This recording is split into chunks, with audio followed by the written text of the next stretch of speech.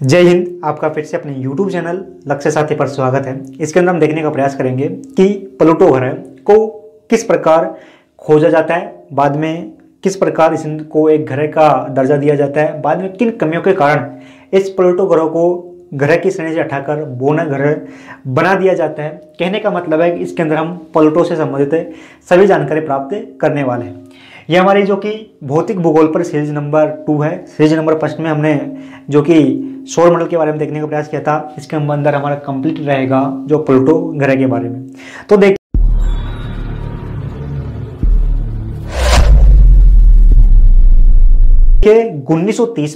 1930 में सौर मंडल के अंदर एक पिंड की खोज की जाती है। 1930 में सौर मंडल के अंदर एक पिंड की खोज की जाती है, जिसको जो कि खगोल शास्त्री, इन खगोल शास्त्रियों ने प्लूटो नाम दिया। अब जो ये प्लूटो सौर मंडल का 9वें ग्रह के रूप में दर्जा दिया जाता है, यानी कि बुध, शुक्र, पृथ्वी, मंगल, बृहस्पति, शनि, अरुण वर्ण के बाद में जो कि एक 9वें नंबर का जो ग्रह आता है उसको कहा जाता है प्लूटो ग्रह। यानी कि प्लूटो को एक ग्रह का दर्जा दे दिया जाता है।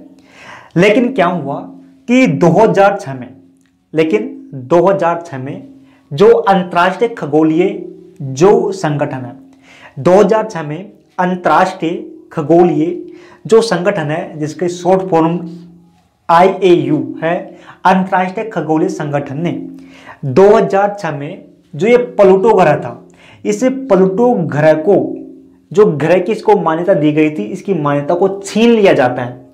कहने का मतलब है कि 2006 में अंतर्राष्ट्रीय खगोलीय संस्था मानती है कि प्लूटो है, ये ग्रह नहीं है, बल्कि ग्रह का जो दर्जा था, इस दर्जे को हटाकर प्लूटो को एक बोना ग्रह का दर्जा दे दिया जाता है। यानी कि बोना ग्रह के रूप में जो कि एक प्लूटो को दर्जा दे दिया जाता है और प्लूटो का नाम रखा जाता है। बोना ग्रह का दर्जा देकर एक इसका नाम रखा जाता है, इसका नाम है 134340 प्लूटो। इस प्लूटो का नाम रखा जाता है।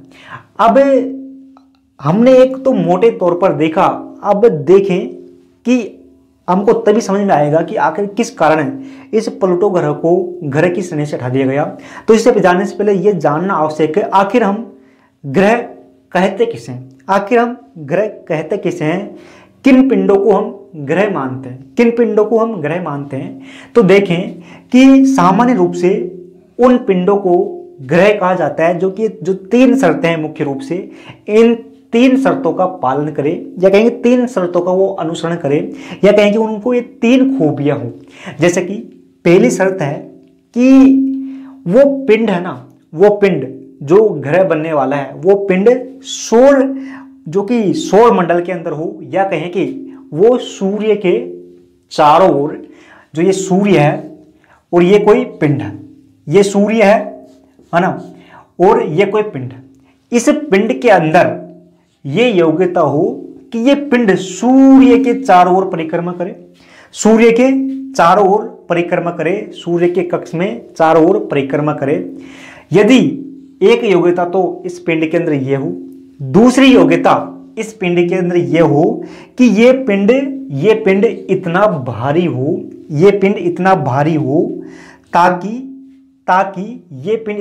हो, ताकि इस पिंड के जो गुरुत्वाकर्षण बल के कारण यह पिंड अपने आप को गोल आकृति में ढाल सके। कहने का मतलब है कि इस पिंड के अंदर, जो भी पिंड है, इस पिंड के अंदर इतना गुरुत्वाकर्षण बल हो कि ये अपने आप को गोल आकृति में ढाल सके, या कहीं गोल शेप में अपने आप को ढाल सके। इसके अलावा इस पिंड के अंदर एक खूबी ये होनी चाहिए कि इसके पास इतनी अपनी ग्रेविटी शक्ति होनी चाहिए, या कहें कि इसके पास, इस जो पिंड है, इस पिंड के पास इतनी ताकत होनी चाहिए, या कहें कि इतना गुरुत्वाकर्षण बल होना चाहिए, जिसके कारण ये इसके आसपास के इलाके के अंदर, और आसपास के इलाके के अंदर अपना जो इस पिंड का जो कक्ष है, इस पिंड के कक्ष में विद्यमान छोटे मोटे पिंड को ये अपने गुरुत्वाकर्षण बल के कारण अपने अंदर समाहित कर ले, अपने अंदर मिला ले, या इसके अंदर इतनी पावर हो इस पिंड के पास कि जो इसके जो कक्षीय मार्ग में जो छोटे मोटे पिंड है ना, वो इस पिंड के चारों ओर परिक्रमा करने लग जाए, या ये छोटे छोटे मोटे जो पिंड है या तो इसके चारों ओर परिक्रमा करे, या ये छोटे मोटे पिंड इसके अंदर आके मिल जाए। इतनी पावर इस पिंड के पास होनी चाहिए। यदि ये पिंड जो हमने बताया, यदि ये शर्तें मानता है तो इसको हम ग्रह कह सकते हैं। एक बार और देखते हैं कि ये पिंड है, इस पिंड को हम तभी ग्रह कहेंगे कि एक तो ये सूर्य के चारों ओर परिक्रमा करे, या कहें कि सूर्य के कक्ष में हो। दूसरा ये कि इसके पास इतना अपना पावर हो, इतना ये भारी हो, जो कि जिसके कारण अपने गुरुत्वाकर्षण के कारण अपने आप को गोल आकृति में ढाल सके। तीसरी शर्त यह है कि ये पिंड है ना, ये पिंड के पास इतनी शक्ति हो कि जो इसके जो कक्षीय इलाका है, इस कक्ष के अंदर जो छोटे मोटे पिंड है, या तो ये पिंड इसके चक्कर लगाए, या ये पिंड इसके अंदर आकर मिल जाए अपने गुरुत्वाकर्षण के कारण। यदि ये तीनों फर्स्ट सेकंड थर्ड ये तीनों यदि इस पिंड के अंदर खूबियां है तो इसको हम ग्रह कहेंगे। लेकिन अब ये जो प्लूटो है, इस प्लूटो के बारे में जैसे इसको कुछ समय बीतता है खोज करने के बाद में, तो हमको इस प्लूटो के बारे में जानकारी प्राप्त होती है। तो जानकारी प्राप्त होती है तो ये प्लूटो ग्रह है ना, जो शर्त नंबर 1 और शर्त नंबर 2 को मानता है, यानी कि पूर्ण रूप से करता है। कहने का मतलब है ये प्लूटो, ये मानो ये प्लूटो ग्रह है, ये प्लूटो ग्रह सूर्य के चारों ओर परिक्रमा लगाता है, या कहें कि सूर्य के कक्ष में है। तो इसने पहली जो शर्त है, इस शर्त को ये मान लेता है पहली शर्त पर, यानी कि सूर्य के चारों ओर परिक्रमा करता है। सही है, कोई दिक्कत नहीं है। दूसरी ये है कि ये जो ये प्लूटो है, इस प्लूटो के ये इतना भारी है, या कहें कि इस प्लूटो के अंदर इतना गुरुत्वाकर्षण है कि ये अपने आप को गोल आकृति में बना सका, या कहें कि गोल आकार का है। तो ये जो शर्त हमारी दूसरी थी, इसको भी ये मानता है। लेकिन जो आखिरी शर्त थी हमारी, ये जो आखिरी शर्त थी, इस आखिरी शर्त को ये पूर्ण नहीं कर पाता है। यानी कि जो ये प्लूटो है, जो ये प्लूटो ग्रह है, इस प्लूटो ग्रह के पास इतना शक्ति नहीं है कि जो इस प्लूटो के जो आसपास के इलाके में, या कहेंगे प्लूटो के जो कक्षीय इलाके में जो छोटे मोटे पिंड है, ये छोटे मोटे पिंड को अपने अंदर नहीं मिला सका। इसके पास इतनी पावर नहीं है कि जो इसके आसपास जो छोटे मोटे पिंड है, ये छोटे मोटे पिंड इसके अंदर आके मिल जाए, या इसके चारों ओर चक्कर लगाए। ये जो ये शर्त है, शर्त नंबर 3, जो कि इस प्लूटो जो ग्रह है इसके अंदर नहीं है। इस कारण जो अंतर्राष्ट्रीय खगोलीय जो संगठन है, उसने जो इस प्लूटो को एक बोने ग्रह का दर्जा दे दिया गया, कि उन्होंने माना कि यह प्लूटो एक ग्रह नहीं है बल्कि एक बोना ग्रह है। हमारे सौर मंडल में अनेक बोने ग्रह हैं। फिर देखें कि ये प्लूटो ग्रह है ना, इस प्लूटो ग्रह का जो द्रव्यमान मात्र, इस प्लूटो ग्रह का द्रव्यमान मात्र जो इसके आसपास के इलाके में जो छोटे मोटे जो ग्रह है ना, छोटे मोटे जो पिंड है, छोटे मोटे पिंड है, इन पिंडों की तुलना में केवल 0.07 गुना ही ज्यादा है। यानी कि बहुत ही, यानी कि जो इसके आसपास के इलाके में जो पिंड है, इलाके में जो पिंड है, उन पिंडों की तुलना में मात्र 0.07 गुना ही ये इसके पास अधिक द्रव्यमान है। इसी के जो एग्जाम्पल के तौर पर देखें कि जो हमारी पृथ्वी है, जो हमारी हिमालय पृथ्वी है, ये पृथ्वी है, इस पृथ्वी के अंदर इतना जो कि द्रव्यमान है कि इसके आसपास के अंदर जितने भी पिंड है ना, उन पिंडों की तुलना में पृथ्वी के पास 1.7 मिलियन गुना अधिक द्रव्यमान है। 1.7 मिलियन गुना अधिक द्रव्यमान हमारी जो पृथ्वी के पास है, इसके आसपास के जो छोटे मोटे पिंड है उनकी तुलना में। तो कहीं ना कहीं देखें तो जो हमारा ये प्लूटो है, इस प्लूटो के पास है जो कि द्रव्यमान जो कि बहुत ही कम मात्रा में है।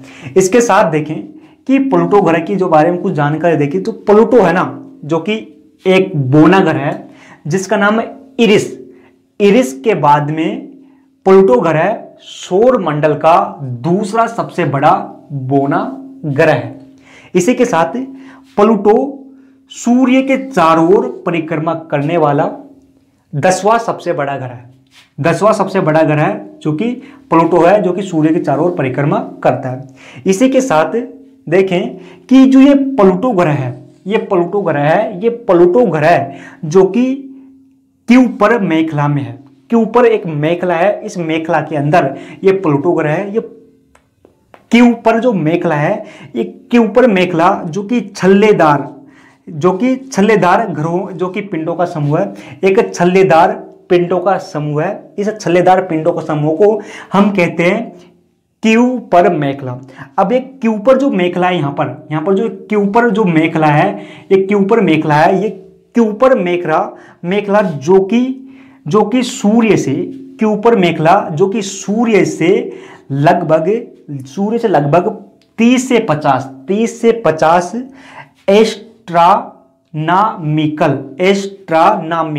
एस्ट्रोनॉमिकल यूनिट दूर है, यानी कि ये सूर्य से बहुत ही दूर है, लगभग 30 से 50 एस्ट्रोनॉमिकल दूरी पर है। इसी के साथ देखें कि ये जो प्लूटो है, ये प्लूटो जो क्यूपर मेखला है, इस क्यूपर मेखला का ये सबसे बड़ा ग्रह है। इसके अंदर हमने देखा प्लूटो से संबंधित ये सभी जानकारी ऑथेंटिक है। फिर इसके बाद में जो हमारी अगली सीरीज आएगी, सीरीज नंबर 3, इसके अंदर हम देखेंगे कि आखिर पृथ्वी की उत्पत्ति किस प्रकार होती है। जो हमने देखा ये सभी नोट्स के रूप में इस वीडियो को डिस्क्रिप्शन में टेलीग्राम चैनल के लिंक पर मिल जाएंगे, वहां पर आप जाकर देख सकते हैं। फिर